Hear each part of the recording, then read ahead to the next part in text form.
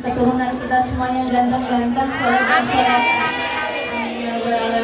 Jangan lama-lama di Hongkong kalau pengen punya buku lagi.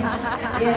Karena salah satu faktor kita betah di Hongkong selain gajinya gede, yaitu hari Ahad kita bisa ngaji, ya. Bisa di majelis, bisa langsung ketemu sama guru kita.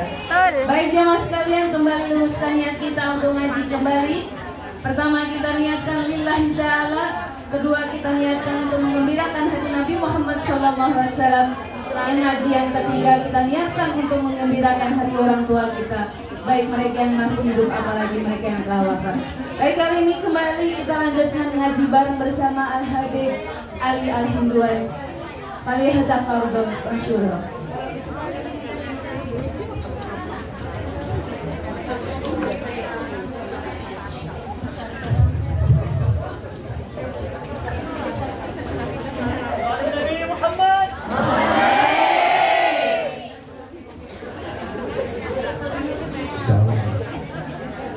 Kenyang, Bib.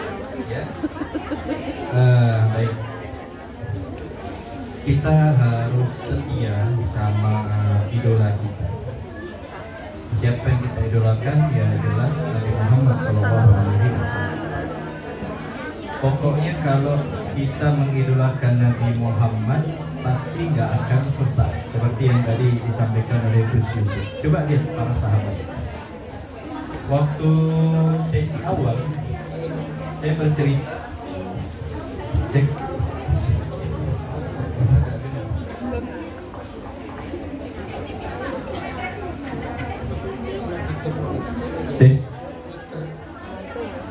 Waktu sesi awal saya bercerita saat Allah Subhanahu wa Ta'ala menyuruh Bani Israel untuk masuk ke kota Palestina bersama Nabi Musa. Maka saat itu para pengikut Nabi Musa mereka berkata apa? Udahlah Musa, ente pergi aja bersama Tuhan ente. Kami di sini bersama kawan-kawan duduk aja ya. Jadi disuruhnya nabinya bersama Tuhannya pergi berdua. Tapi ini nggak berlaku bagi umat Nabi Muhammad SAW. Saat perang Badar itu 300 melawan 1000. Berarti satu sahabat melawan 3 pasukan kafir. Dan itu posisinya sudah sangat tidak enak ya. Jadi bingung 300 lawan 1000 dengan perlengkapan ala kadarnya. Mereka 1000 pasukan Mekah itu lengkap dengan kudanya, lengkap dengan besinya, pakaian besi, pedang-pedangnya pun lengkap, panahnya pun lengkap. Sementara kalau pasukan sahabat 300 yang paling muda cuma 70 orang. Panah hanya 12 sampai 13, sisanya bawa pada ala kadarnya. Dan itu sempat membuat Nabi Muhammad bimbang. Ini gimana ini? Mau dilanjutkan? Kesian para sahabat. Tapi kalau mundur, ini bagaimana? Ini kan peperangan pertama dalam umat Islam. Ibu tahu? Saat itu berdirilah sahabat Sa'id bin Zaid. Sa'id bin Zaid beliau melihat kegelisahan baginda Nabi. Beliau mengatakan apa? Ya Rasulullah, ya Rasulullah, kami akan tetap bersama engkau. Kami bukan seperti umat Nabi Musa yang mengatakan idhab anta wa rabbuka faqatila inna hahuna qa'idun. Musa, pergilah engkau bersama Tuhanmu, berperanglah kalian berdua, dan kami di sini hanya duduk-duduk saja. Enggak, justru kami adalah umatmu yang mengatakan idhab anta wa rabbuka faqatila inna ma'akuma muqatilun. Muhammad, pergilah engkau bersama Tuhanmu di medan perang, kami akan ikut berperang bersamamu ya Rasulullah. Itu jawaban sahabat. Sehingga jawaban Sa'id bin Zaid itu menggugah semangat para sahabat. Mereka setia bersama baginda Nabi SAW sampai detik akhir. Bahkan bukan hanya di saat perang Badar, tapi kesetiaan mereka sampai akhir hayat mereka. Apa yang terjadi? Allah balas, dijadikan sebagai umat yang terbaik. Itu sahabat. Nabi SAW bersabda apa? Khairul qurun qarni. Sebaik-baiknya generasi itu generasiku. Tumaladina yalunahum, tumaladina yalunahum. Kemudian generasi setelahnya, kemudian generasi setelahnya. Kenapa para sahabat itu dianggap generasi terbaik? Padahal mereka nggak ada main Facebook. ada main Instagram, TikTokan. nggak ada main WhatsApp, nggak ada. Nggak ada lah. Nggak ada mereka apa namanya MTR. MTR, tembak. Ya. Laku. Ya itulah pokoknya. Teng nggak ada. Apalagi apa TV nempel di bangunan-bangunan. Nggak ada mereka. Bukan itu patokannya. Patokannya adalah kesetiaan mereka bersama Nabi Muhammad SAW. Itu yang membuat mereka menjadi generasi yang terbaik. Bahkan dalam keadaan perang pun mereka tetap sholat. Kenapa? Setia sama Nabi Muhammad SAW. Jadi niat kita itu untuk Nabi Muhammad itu aja. Kalau kita niat untuk Nabi Muhammad, menyenangkan Nabi Muhammad, segala macam kesusahan akan dianggap mudah bagi mereka yang memiliki tujuan tersebut. Ya, lihat bagaimana Imam Syafi'i, dia nggak mau memandang yang bukan mahram. Kenapa? Setia sama syariat Nabi Muhammad SAW. Itu yang mahal itu. Kalau saya sih, saya ini pengen sebenarnya setia, tapi iman saya lemah. Begitu sampai di Hong Kong, iman turun, imun naik. Oh. Kalau saya itu, musim sama. Tapi saya dibilang Ahida, Beb, di Hong Kong ini panas, pakai bawa baju tipis-tipis, biar jangan pakai baju itu maksudnya, Bang, yang tebal itu. Wow, saya pikir panas sih, wah panas. Pas sampai Hong Kong panas apa? Kayak gitu. Masih panas tempat saya. Luar biasa, makanya saya lihat Ibu Yusuf, Masya Allah, sama istrinya menjaga pandangan. Dia nggak mau hafalan ini. Hafalan Quran ya. Kalau saya sih ya, dari dulu kan hafalan bilang. Saya pernah Gus bawa Syekh Ammar dari Palestina Gus. Korek Quran. Syekh Ammar Hasani dia hafal Quran. Nah itu beliau nginap di Gajah Mada Pak. Ada ini, itu kan dulu kerja di Gajah Mada. Gajah Mada tuh Hong Kongnya Pontianak. Di Gajah Mada kerja itu kan Hong Kongnya Pontianak tuh Gajah Mada. Beliau subuh-subuh jam 3 minta sarapan. Jam 3 karena kebiasaan beliau itu sebelum ceramah makan dulu. Biar nggak lapar saat ceramah. Itu yang saya terapkan. Jadi saya sebelum ceramah tuh makan dulu deh. Jadi beliau nggak minta sarapan Mbak. Saya bingung, ini jam 3 subuh sarapan apa? Sahur. Saya bawa, karena di hotel kan, saya bawa ke sana sini. Ini orang Arab, saya bawa lontong sayur, nggak masuk. Saya kasih nasi kuning pun nggak mau. Apa ini katanya? Syada. Nasi kuning nggak mau, lontong sayur nggak mau, bawa bubur juga nggak masuk. Akhirnya ketemu roti. Cuma saya tahu roti itu di Gajah Mada. Saya tahu ini roti yang jaga. Nah itu tadi itu. Saya bilang sama Syekh, kelas gina, jelis. Kalian ajri, kalian akhruj, anak ajtarlah al-kubus. Kamu duduk aja di sini, biar anak yang belikan roti. Kata Syekh tersebut, jangan guys. Antum udah capek bawa anak keliling-keliling, biar anak yang turun. Jangan Syekh, jangan, berbahaya. Jangan, biar anak aja. Antum capek, kesian mobil. Jangan Syekh. Ada kalau Syekh itu ngotot, saya kata yaudah, biarin aja, risiko tanggung masing-masing.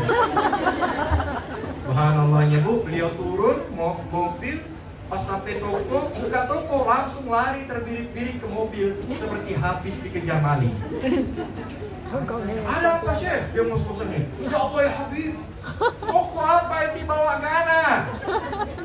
Begini-gini, baju terbuka, anak punya hafalan Quran, anak punya hafalan hadis. Anak jawab, kan anak udah bilang jangan pukul.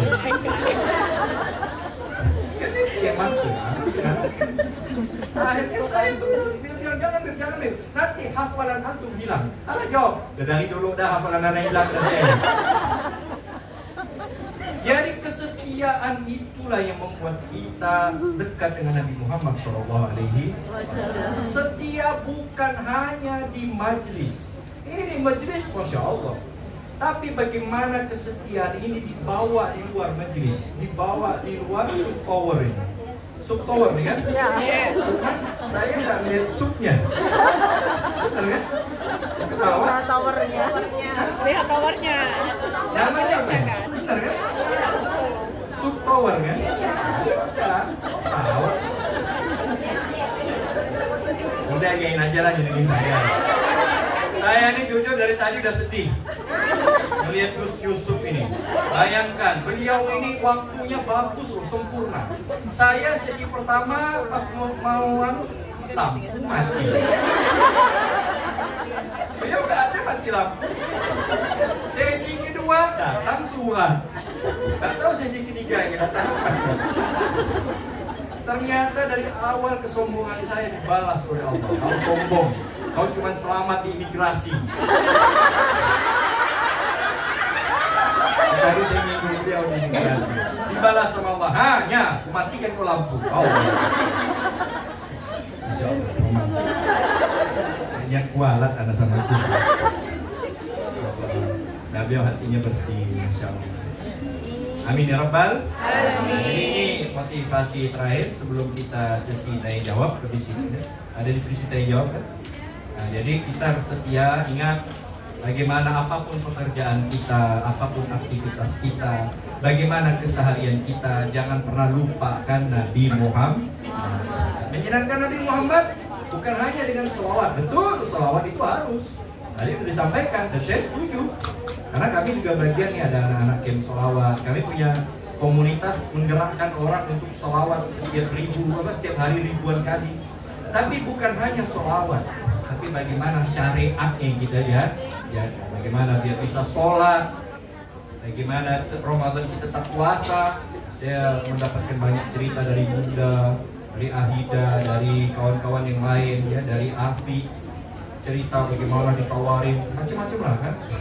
Sampai di suruh pindah agama, ya kita tetap dengan setia dengan ajaran Nabi Muhammad SAW. Itulah nanti yang akan menyebabkan kita dilihat oleh Nabi Muhammad SAW. Mudah-mudahan kita semuanya termasuk orang yang kumpul bersama baginda Nabi SAW. Amin ya Rabbal. Baik, kita lanjutkan dengan sesi tanya jawab. Saya kembalikan kepada MC. Tidak usah pakai mic lah. Oh, masuk PC. Apa mau dimatiin lagi lampu ya?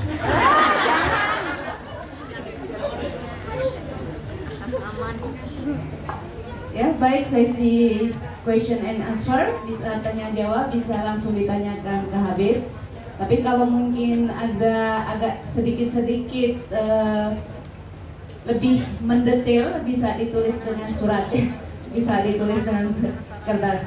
Baik jamaah, kami persilakan untuk pertanyaan langsung kepada Habib. Ya, monggo yang ingin bertanya.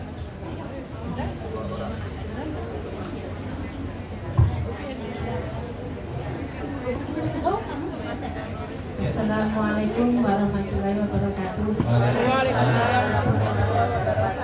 Izin bertanya Habib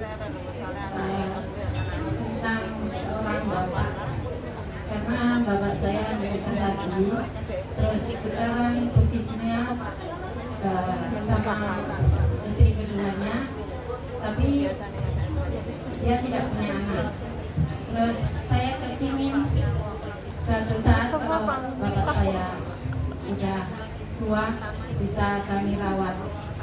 Doa apakah yang bisa meluluhkan bapak saya agar bisa ikut anak-anaknya?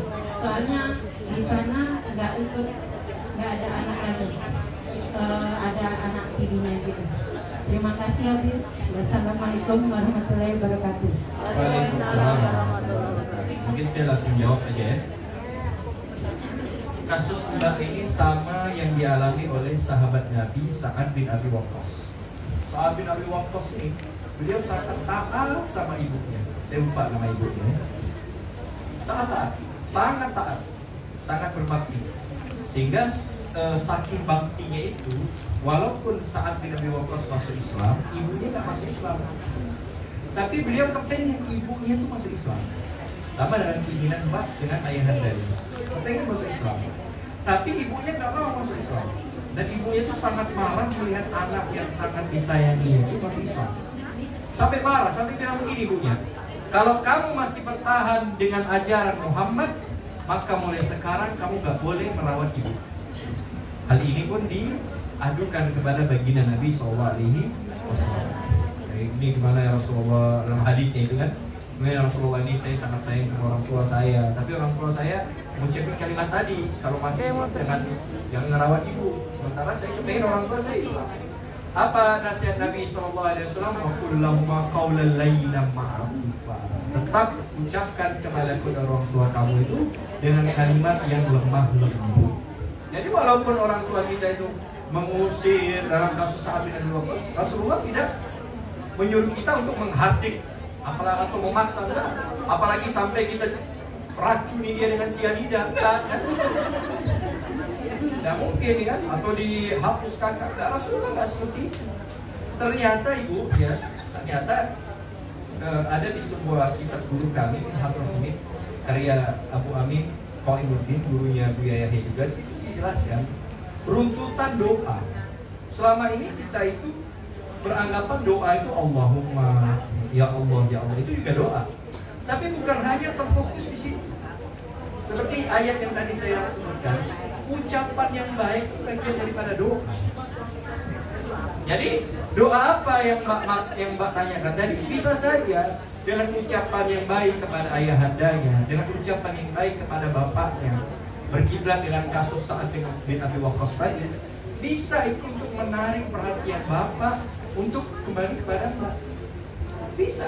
Sekarang kita introspeksi diri dong. Kenapa bisa ayahandanya kawin lagi misalnya? Ini contoh. Atau ayahandanya nggak mau bersama kita. Ya, secara normal umum orang tua pasti sayang sama anak. Pasti, secara umum ya. Kecuali yang orang gila itu lain. Orang tua yang memperkosa anaknya itu stres itu. Ya. Itu setan. Ya. Tapi ini kan ada orang tua umum pasti sayang sama anak. Tapi kalau ada kesenjangan, ada kerenggangan, kita introspeksi dong. Kenapa orang tua kita nggak mau sama kita?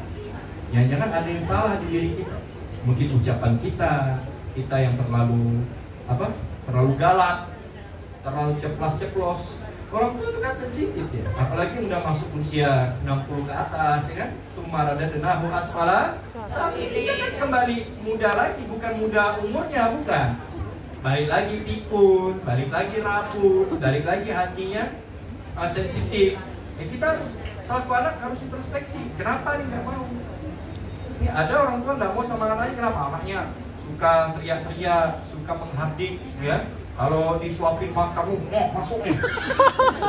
Pusuk nih. Kenapa kau pusuk? Balas dendam. Dulu waktu saya kecil, saya makan emak saya. Ya. Sekarang aku balas dendam. Ya beda, orang kecil ini orang tua, ya kan? Dicebok, ya kan? Dicebok. Kenapa? Dulu saya kecil, orang tua saya dicebok pakai sikat WC. Sekarang saya balas dendam, misalnya ini hiperbola. Ini orang tuanya nggak mau, ya orang tuanya malah ada seperti itu. Jadi doa diucapkan dengan kalimat yang baik, mengajak orang tua dengan kalimat yang baik, berdakwah dengan orang tua dengan kalimat yang baik. Dan ingat, kalimat yang baik itu memang harus diucapkan, tapi ada dua syarat. Pertama, nggak mesti diucapkan saat itu. Mbak mau ngajak orang tua, lihat dulu, ini apa situasinya memungkinkan nggak? Kalau enggak, tunggu waktu yang tepat. Karena kalimat yang baik diucapkan di keadaan yang tidak baik, nggak akan jadi baik. Nggak akan jadi baik. Misalkan nih, anak ceramah salah, mau negur saya boleh, tapi jangan di depan orang. Saya tersinggung. Atau contoh yang lain, marah saya, ya kan? Akhirnya agak salah. Menurut saya gini di tempat sepi, di ujung, ya kan? Ngobrol, kan enak, oh iya maaf ya saya salah. Kalimat baik disampaikan di waktu yang baik, jadi baik. Nah, yang kedua, kalimat yang baik mengajak orang tuanya itu gak mesti dari mulut kita. Mungkin kita gak didengar sama orang tua kita karena kita masih dianggap anak kecil. Mungkin, atau belum berpengalaman. Anak baru kemarin, bau kecur, sok-sok mau nasihatin saya. Mungkin. Cari orang yang dihormati oleh orang tua kita siapa, atau yang ditokohkan oleh orang tua kita. Biarkan dia yang menyampaikan kepada orang tua. Itu cara paling efektif agar nasihat atau keinginan si anak itu bisa didengar baik-baik oleh orang tua. Itu saja dari saya. Wallahu a'lam bishawab. Baik, ada lagi yang lain? MC nanti yang untuk itu tadi itu tujuan tuh. Itu tuh. Ya sesuai urutan. sesuai urutan ya. Eksi, kamu berdiri lihat mana? Bismillahirrahmanirrahim. Assalamualaikum warahmatullahi wabarakatuh. Waalaikumsalam. Terima kasih waktu yang sudah diberikan. Semoga apa yang saya sampaikan nanti bisa dipahami dengan mudah ya Habib. Ini untuk permasalahan saya tentang anak. Alhamdulillah saya punya anak 2. Kemudian saya punya anak angkat juga 2. Tapi yang satu, yang pertama saya angkat dia Nasrani, karena ibunya sudah meninggal, bapaknya sudah nggak merawat. Terus yang kedua Muslim. Sebenarnya sebelum saya punya mantu, mereka anak-anak saya baik-baik aja. Kemudian saya menikahkan anak saya yang besar, ada punya 1 mantu. Dalam suatu perjalanan, nggak tahu kenapa mungkin kecentok atas kata-kata apa atau apa saya nggak ngerti. Terus akhirnya hubungan jadi nggak baik. Bahkan sampai sekarang susah sekali untuk disatukan, untuk diakurkan. Ya Allah, saya sampai bingung. Sebenarnya saya ngangkat anak meskipun dia Nasrani, saya nggak.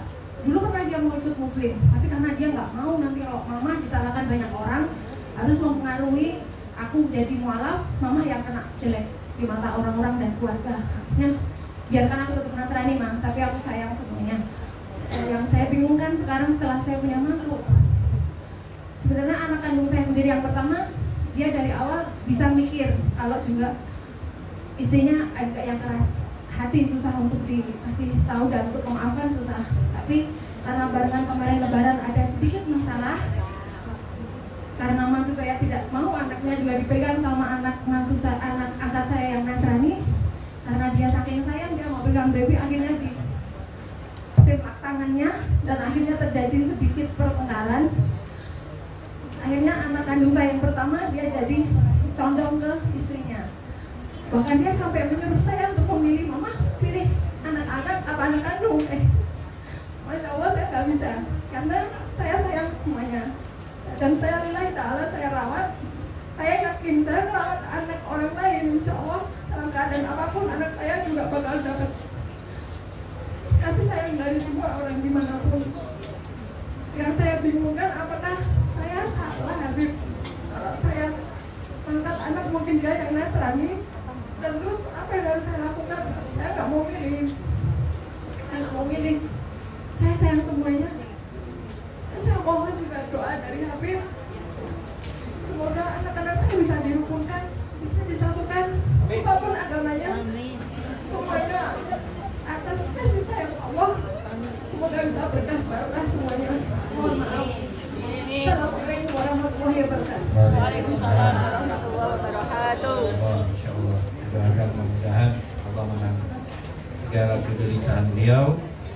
Allah Subhanahu wa taala hilangkan segala kesusahan beliau. Amin ya rabbal alamin. Pertama Ibu, yakinlah Allah taala berfirman, la yukallifullahu nafsan illa wus'aha. Allah itu tidak pernah memaksa atau menguji hambanya itu melebihi kemampuannya. Tidak mungkin. Pasti ujian yang didapati seorang hamba itu dia pasti bisa menjalaninya. Yang membuat kita nggak bisa jalan tuh kita kepengen terburu-buru, pengen cepat gitu. Padahal itu bukan keinginan kita, keinginan siapa? Allah. Jadi ya kita jalani aja sesuai skenario Allah, dan kita yakin apa yang Allah berikan kepada kita itu kita pasti mampu menjalaninya, pasti. Setiap orang seperti yang Anda bilang tadi pasti punya ujian masing-masing, pasti. Tinggal niatnya kita aja, nilai ta'ala enggak. Makanya tema kita pada hari ini dari lelah menjadi ilah. Kalau kita nilai ta'ala semuanya akan mudah, insya Allah. Cuman ada tahapannya dong. Jadi jangan hanya nilai ta'ala doang, enggak ya kan? Sholat nilai ta'ala tapi kalau nggak ngerti rukun ya nggak sah. Iya, usolli fardhu subhi lillahi ta'ala, tapi sholatnya sambil joget-joget gini, sah nggak? Ya nggak sah, ya. Atau nggak pakai salam, atau nggak pakai tumaninah dan lain-lain. Nah sama, dan di dalam perhubungan pun ada hukum-hukumnya. Jadi yang ibu tanyakan itu adalah ada anak kandung sama anak angkat. Pertama saya berbicara dari segi hukum, ya. Jelas ibu dalam Islam anak kandung lebih memiliki haknya ada lebih tinggi daripada anak angkat. Anak angkat juga tetap anak kita, yang wajib kita perhatikan, wajib kita asuh. Tapi ingat, dari segi hak, anak kandung ada nilai lebih, ada nilai plusnya. Di antaranya apa? Anak kandung nasabnya nyambung. Kalau anak angkat, dia nggak ada nasab, nasabnya nggak nyambung kita kepada anak ayah aslinya gitu. Itu yang pertama. Yang kedua, waris.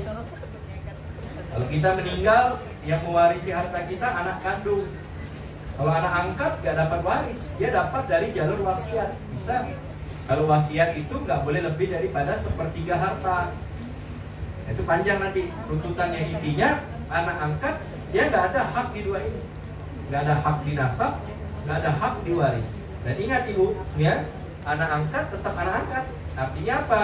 Kita tetap. Tapi sholatnya sambil joget-joget gini, sah nggak? Ya nggak sah, ya.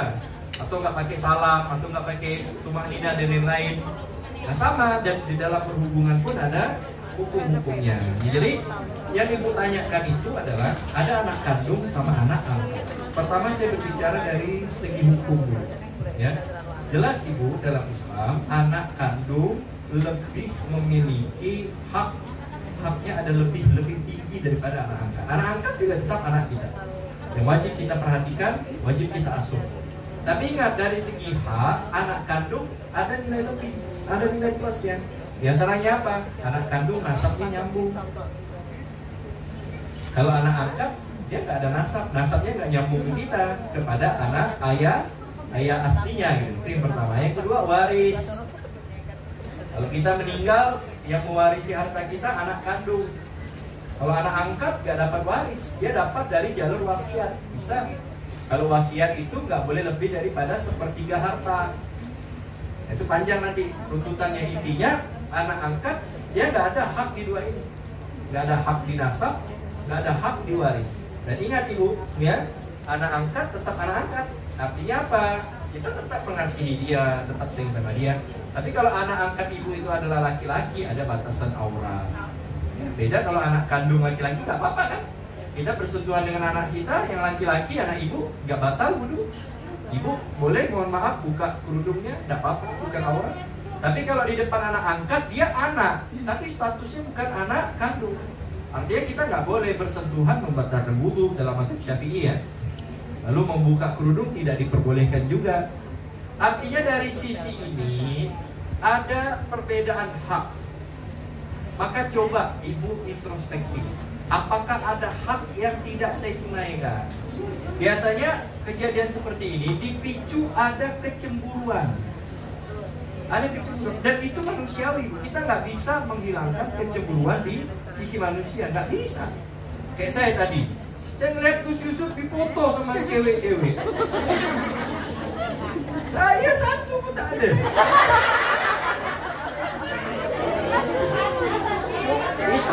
Itu karena murid-murid saya, Bu. Kem Solawat, murid. Coba kalau nggak ada murid, saya cuma duduk termenung bagikan burung tertutur. Tapi nggak apa-apa. Maka tadi saya diajak foto sama Gus Yusuf. Bukan ngambek Gus, bukan. Saya nggak mau menghancurkan hati fans-fans beliau. Gus, foto Gus. Habib ini. Nanti ada bilang, ya kita pengen foto sama Gus Yusuf, Pak. Ini gue bawa ya, biar nggak terbawa suasana syahdu ya.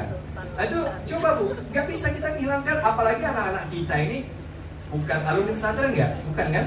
Anak-anak ibu bukan. Nah, masih belum selesai. Mereka masih, mohon maaf, dalam tanda kutip awam dalam agama.